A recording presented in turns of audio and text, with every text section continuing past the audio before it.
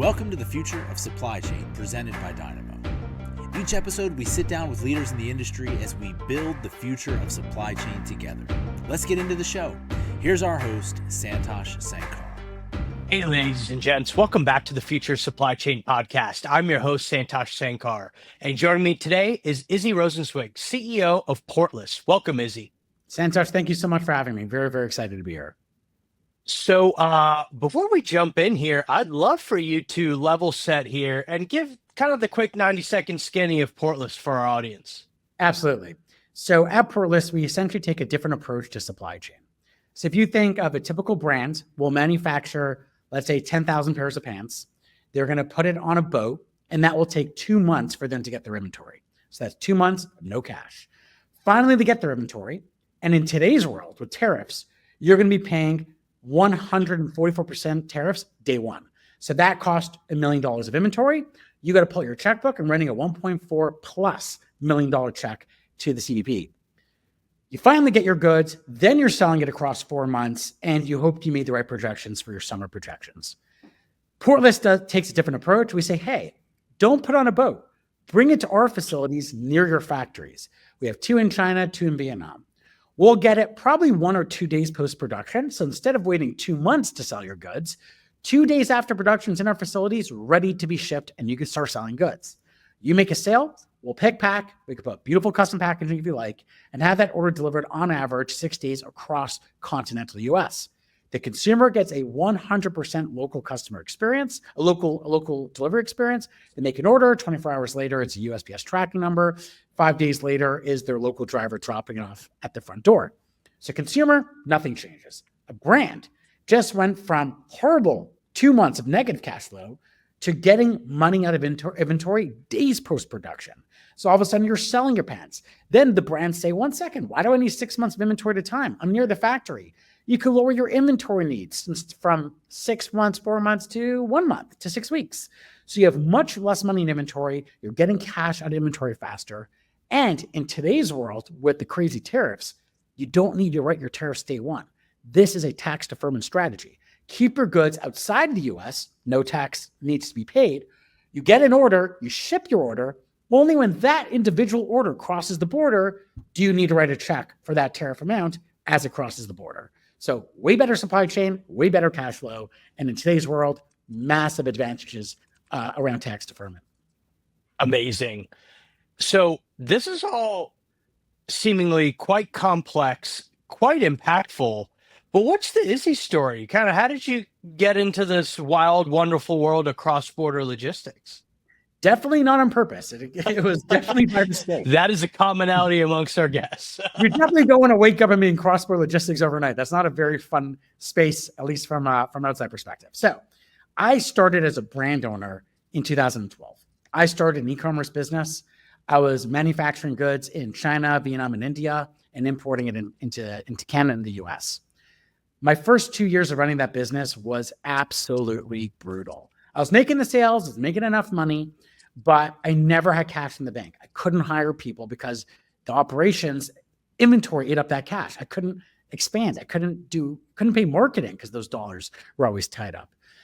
Then I got very fortunate and I met some early Alibaba executives that became early advisors of mine, and really introduced me to this evolving space of direct supply chain model. And I start running for my own business, this direct supply chain model. And in 2014, going 2015, when I made that pivot, it just unlocked everything. We went from like $100,000 to millions of dollars of revenue as a consumer business, literally within a year. Because all of a sudden, what happens when you remove the pains of cash flow? What happens when you don't have that much inventory risk? You could start scaling faster. You could do business in many countries. It was game changing for us. So over the next, ran until about 2022, we grew quite a big business and we were shipping millions of packages a year. Then what happened was iOS 14 came out. So anyone in marketing might remember when Apple released a privacy update, and that destroyed our marketing attribution in 2022. So we started to slow down the consumer business, but we were building software and became experts on the cross-border supply chain side. So we started getting inbound by other operators in e-commerce saying, hey, in 2022 also, interest rates went up. And all of a sudden, venture capital start burning money behind DTC brands. So DTC is a great business. There's hundreds of billions of dollars of demand out there. But now you got to run it as a real business. You need cash flow, you need gross margins, and you need profit. So our solution that we built was just a perfect match for brands that are looking to run healthy businesses while still giving the customer the same experience. So that one got here by mistake.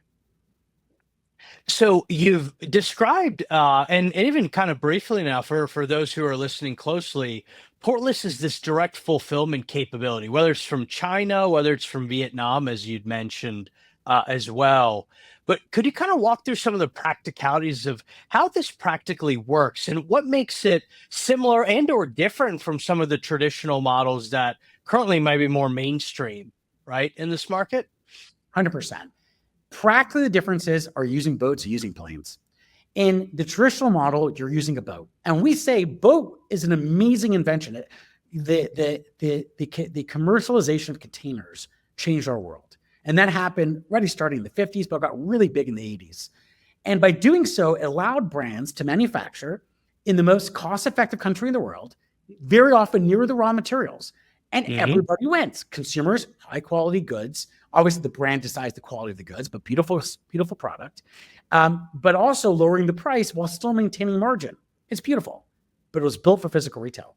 So because the end of the day, if you need to move stuff to a physical shelf where someone's going to pull off the shelf, the best method of moving goods across the world, or the cheapest method today, still is boats. However, if the net result, the e-commerce side of the business, is simply a package at the front door, then there's tons of inefficiencies you can rip out when you use air cargo. So we get an order, we do sorting. Well, where is it going? What zip code?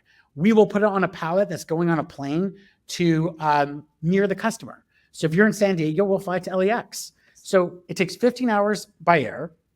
Then it gets injected into USPS or other last mile carriers, and hours later or a day later it gets delivered.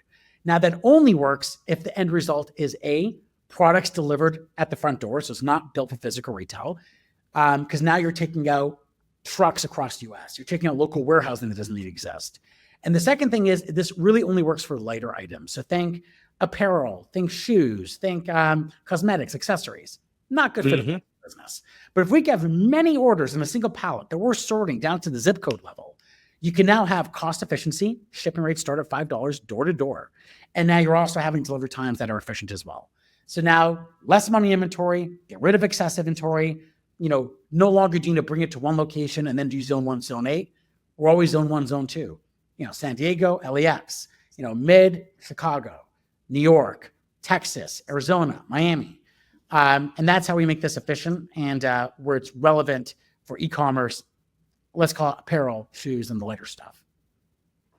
What do you say to the skeptics who perhaps now increasingly believe that nearshoring is the only option, right? And therefore supply chains become shorter. There's less manufacturing overseas. It's happening even kind of, dare I say, in places like Mexico. And I think about the US. What maybe kind of challenge do you put to them, or kind of where do you equally perhaps agree with them as well? It's such a nuanced topic. I very rarely find those people to be anyone that ever ran a brand ever. So if you have ever ran a brand or a business, and let's call it, I'm going to stick with not the semiconductor world. Let's call it consumer products. And let's start with apparel. There aren't enough fabric mills in the United States to produce the fabric needed. There isn't the expertise, hemming, sewing, buttons, zippers. The ecosystem does not exist. You could argue was a mistake to do in the 1980s. I could debate with you on it. I still think free trade's the answer to great, and everyone benefits in free trade outside of national security stuff. Of course, semiconductors do it locally, medicine do locally, drones do locally, but your clothes is not going to make a difference to national security. In that case, give people the opportunity to manufacture in the most cost-effective place. So US is not built for it. We do not have the expertise. We do not have the raw materials. And anytime a local person tries to quote locally, it is 5 to 10 times the cost. It just doesn't make sense. Now, Mexico, there's a lot of data saying, Mexico is importing X amount of imports now, a huge amount. Most of those stuff are produced outside of Mexico. Unfortunately, until today, Mexico was the warehouse of the United States of America. It had the free trade zone in Tijuana. The goods were brought in through bonded facilities in the States, then to Tijuana or directly to Tijuana, and then parcel by parcel shipment to the United States using de minimis Section 321. Well, they never became experts in manufacturing. Cars, maybe, not apparel. And they could do it one day. And I know President Sheinbaum wants that, which is why she tried to add taxes to anyone trying to leverage that model. But those things take time. You're talking 20, 40 years to build expertise, the mills, the machinery. That does not happen overnight. So we represent hundreds of American brands. Not one is onshoring. It doesn't exist. And even if you go to Vietnam or India, which are been around for a long time, not as long as China at scale, but been around for a long time, even they are nowhere near the capacity and the ability to produce like China. So onshoring, not happening. Mexico, depending on what world you live in, I think car manufacturing, they're great at. I'm sure some segments. Most consumer goods, they're not good at. China is no longer the cheapest place in the world. It's actually more expensive than Vietnam and India, a lot more expensive than India, but it's the best quality, the best ecosystem. So we'll see what happens. But the most we're seeing is some people moving to Vietnam and India. They're having their own problems. Now you got to order 400 rolls of fabric from the fabric mill, or you're buying lower amounts of fabric from China. It'll take you 10 days on a boat. So there are their own problems, but definitely not onshoring. That is not happening. And so we are certainly living in exciting times, dare I say, perhaps tongue in cheek. Just last week, the de minimis exemption has expired. And just in general, the trade policy environment is vibrant. How's that impacting your world? Portless customers, what are the types of things you all are thinking through and solving for as a result? Great question. For us at Portless personally, and then I'll talk about brands in general. For us personally, we're fortunate to be in a very unique spot to help brands. Now, keep in mind the example I gave you before. If you bring $1 million of inventory to the United States and you're a brand that does $50 million a year, you got to write a $1.4 million check. Most businesses that size will go bankrupt. They need to pay salaries. They need to pay partners. They need to pay marketing.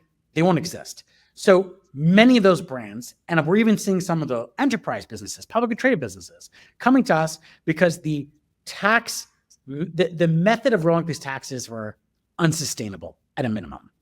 Now, so we've been extremely busy. On the brand side, I feel very bad. They're put in a very unfair place. If the Trump administration truly wanted to decouple from China and not make thousands or millions of businesses in America lose their jobs, they would have said, every quarter we're increasing tariffs by 25% until it's 400%. You will have a decouple, and they'll still be in business, and they'll slowly move to India, and they'll slowly move to Vietnam. They didn't do that. They went from 0 to 145, which more likely paints the picture of extreme leverage, art of the deal, go really big, really quick, and have a deal. But right now, in the uncertainty is the hardest place to be. Tell brands it's 144% forever, 50% will go bankrupt, the other 50% will start transitioning. Tell brands that it's going to be 20%. Okay, US will get their revenue at 20%, so they'll be happy, it's going to generate revenue, while the brands can still live another day and still make a final decision to want Vietnam or India. Today, being nowhere is an incredibly hard place to be for a brand, because moving supply chain is a massive risk. It's a massive move. That's right. What's the quality of the new factory? How fast they can produce? What's their raw material supply chain look like?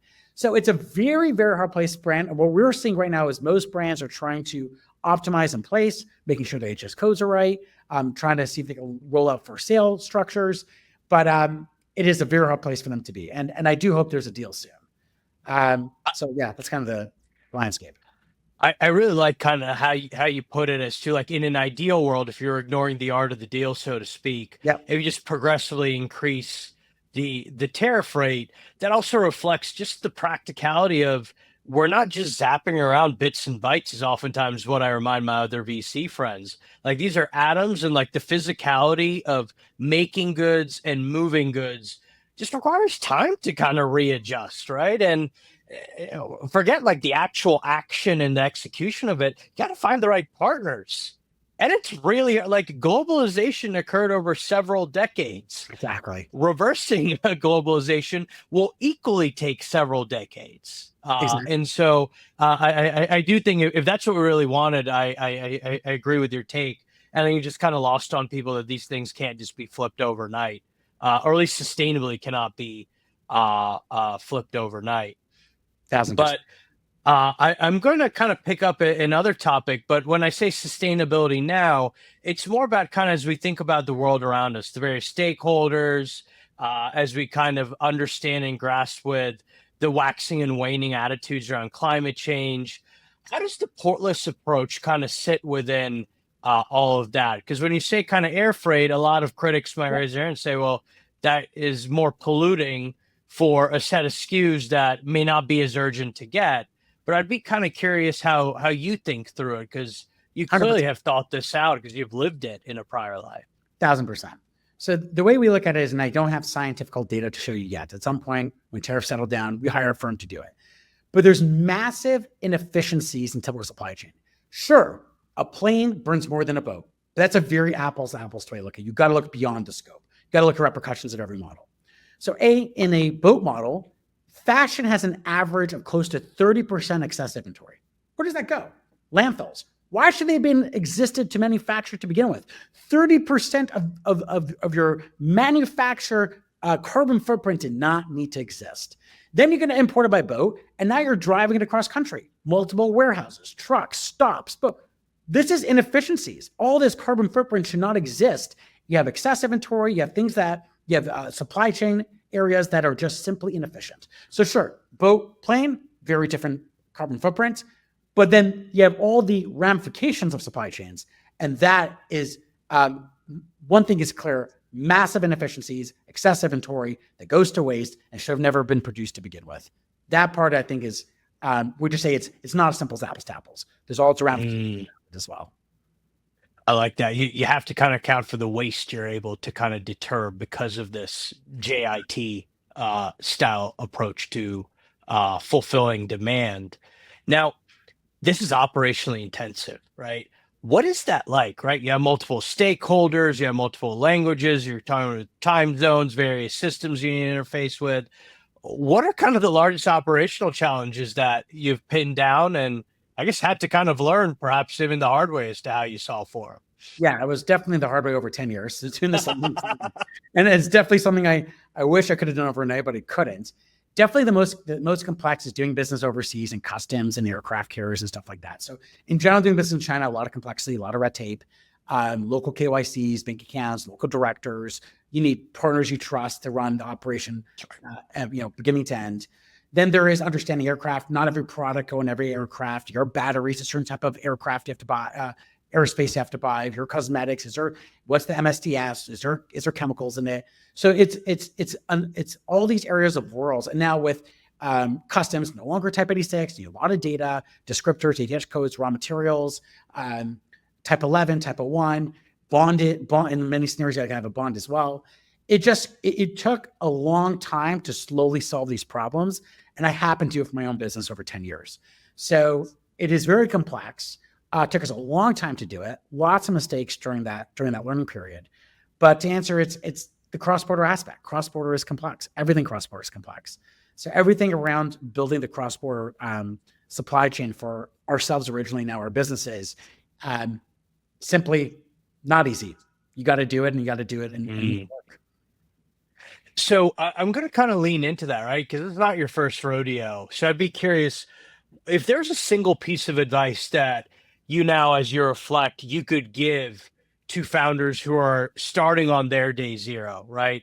In an unsexy industry across the industrial economy, whether it's cross-border, whether it's, something around sourcing, procurement, wherever it is, what would that be? What's something they can kind of learn from your trials and tribulations? Yeah, great question. First of all, I love unsexy businesses, less competition. So stay there, first of all. Don't do the other AI. You can add .ai to the end of your company if you want. But I think it's a great place to be. And for me, it's like, honestly, it's you got to survive. Like, you just got to be in the business long enough. We have had a lot of ups and downs, a lot of points where, it was really hard, really grinding. I had to restructure a lot of our business at one point when we transitioned from a consumer business to a B2B business. But you just got to keep pushing, making it work, do what you can to survive until you have your next release, your next business solution. And then when things click and work pretty fast. So, survive really is That's right. There are many founders in our portfolio who have heard us say part of this is you just got to survive, and we got to figure out how to survive. Yep. Because at which point you might end up emerging as the winner. Exactly. But with that, I'm going to bring us home here, Izzy, with a little bit of this or that. I'm going to give you two options, and I just want you to pick one and briefly explain why in about 20 seconds. You ready? Let's do it. Container ship or plane? This might be an easy one. Plane, easy. I would say Starship next, but for now, plane. Factory floor or boardroom? Factory floor. It's always devil in the details, and you got to get your hands dirty and understand every part of your business. Zero inventory or same day delivery? Zero inventory all day. Inventory equals death. My grandfather owned a factory, and that's what he would say. And my dad took it over. Inventory is death. Get rid of inventory as little as possible. Amazing. With that, Izzy, thank you for sharing the Portless story with us. This is certainly dynamic times. I know you've been traveling across time zones of late as you're continuing to build your business. So appreciate you kind of making space here. And we look forward to seeing where you go and your continued growth. Thank you so much for having me. This has been awesome. Appreciate it. Absolutely. Thanks for watching. Follow us at dynamo.vc for all the latest episodes. We'll see you next time.